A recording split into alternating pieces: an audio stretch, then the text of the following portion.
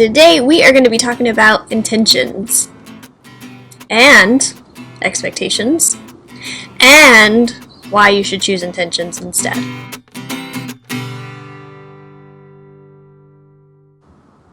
Good morning, beautiful people. Happy Tuesday. Here we are. Another day full of endless possibilities, and today we are going to be talking about intentions and expectations and why you should choose intentions instead. So, take a second here, go ahead and share this live stream. I'm going to share it down a couple places.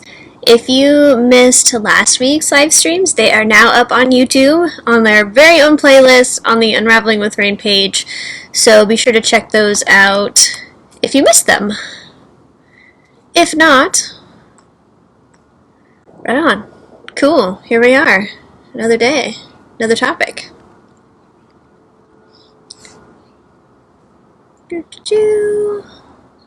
Okay. Beautiful. It's actually a little bit chilly this morning.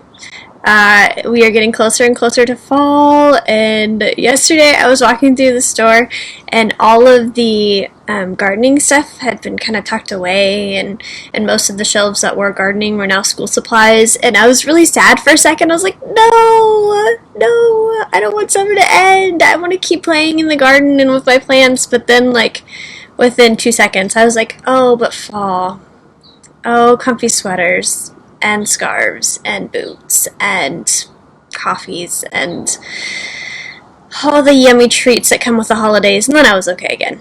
So, it happens. That little wave of emotion was quite the roller coaster, but we stuck with it.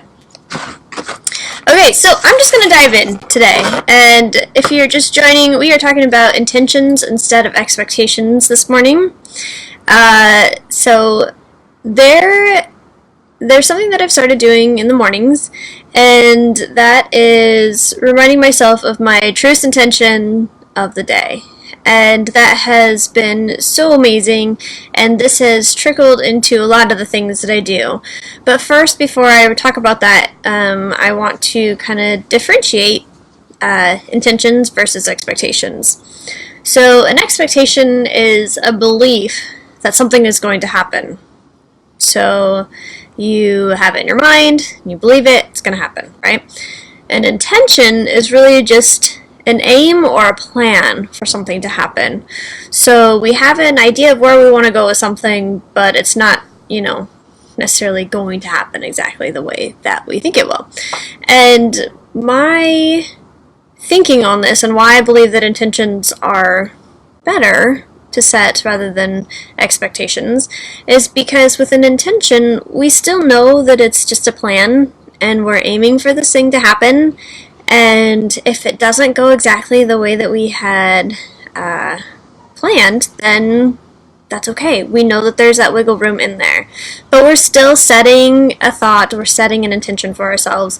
And so at the end of the day, I think it's just easier on our brains and on our minds when we set intentions rather than expectations, because when an expectation is not met, we have a lot of resistance to that, and we get frustrated, and we're just like, this thing, why didn't it go the way I expected? And that's just not a cool space to be in, man. We wanna navigate away from those tension spaces in life. So, we are going to jump into, okay, so intentions in the morning. This is, like I said, what I started with, and it was so simple. Like, I picked something so incredibly simple to set as an intention in the morning, and I strongly believe that you should always set something pretty simple, pretty true, something that is at the utmost like what you want in life in general. And so what I repeat to myself, and you are going to feel so silly doing this, I guarantee it, especially if you take it to that next step and you start saying it out loud to yourself. I intend to feel good today.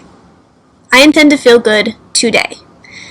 And I felt ridiculous and silly saying it at first, but it got easier. And the thing about repeating phrases, and this is the major thing. And we'll talk a little bit about other ways that setting intentions helps us. But the major thing with repeating phrases or saying them out loud is we're feeding it into our brain. And our brain is going to hang on to that message the more we feed it. And especially if we're trying to combat messages that we have told ourselves for a long time that don't really serve us. So retraining the brain is sometimes tricky, but repetitive phrases, whether we just say them in our mind or say them out loud, which I truly believe that if we verbalize them, it has an even stronger effect.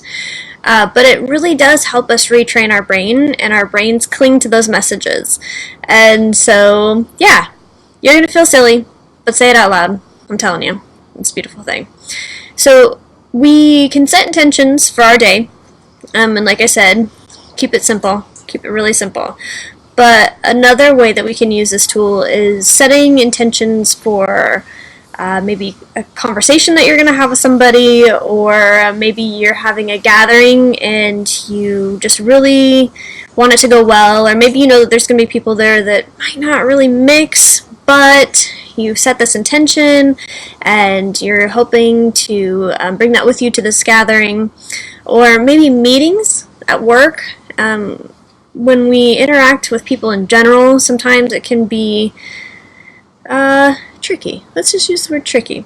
So you can set intentions for all kinds of things. These are just a very, very small number of things. But just keep your morning intention pretty simple and true to whatever it is that you are trying to do in your life. And I am definitely trying to feel good. Let me tell you. I'm trying to feel good, and I am feeling good because I intend to, right? Right. Okay, so feeding the brain continuously what we want, what we're trying to change, because it has all kinds of go-to modes that it wants to be on, and that's okay. We can retrain that. Also, it helps us focus. We're not just feeding that message to our subconscious, but now to our conscious self when we repeat things and we verbalize them, and that allows us to focus on those things a little bit more and bring it with us through our day. Also, the last thing that I really want to talk about when setting intentions is it allows us to evaluate and contemplate ourselves and how we're moving through the world. When you set an intention, you really have to, well, I guess you don't have to. You don't have to really think about it or contemplate why you're setting an intention. I highly recommend that you do, because, like I said, it allows for that evaluation and contemplation of ourselves and where we're going and what we want to do with our life and how we're feeling and what it is we really need. We have that opportunity to connect with ourselves a little bit deeper and hopefully lead us. You can lead you in the direction you want to go. That's the cool thing. Like, you are the biggest tool in, like, everything that I talk about. You are the biggest force, the biggest tool. And so setting intentions really helps us guide that tool in the direction that we want it to go. So, intentions. They're great. And I set one every morning, and it has been the same one every morning for a long time. And it suits me. It does well. And setting intentions for other things has been just such a major just backbone to lean into, and to know that my brain is ready for all the different things in life, and I have thought through what I can, where I can, how I can, and I have intentions for how I want to move forward. And that is empowering. I don't know if it is for you, but it is for me. So, anyway, my loves, let me know what your thoughts are on intentions, and if you set them, and when you set them, and how you set them.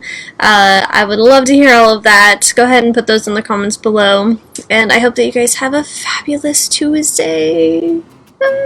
Soak up the sun while we still have it, and I'll chat soon, guys. Ta-ta!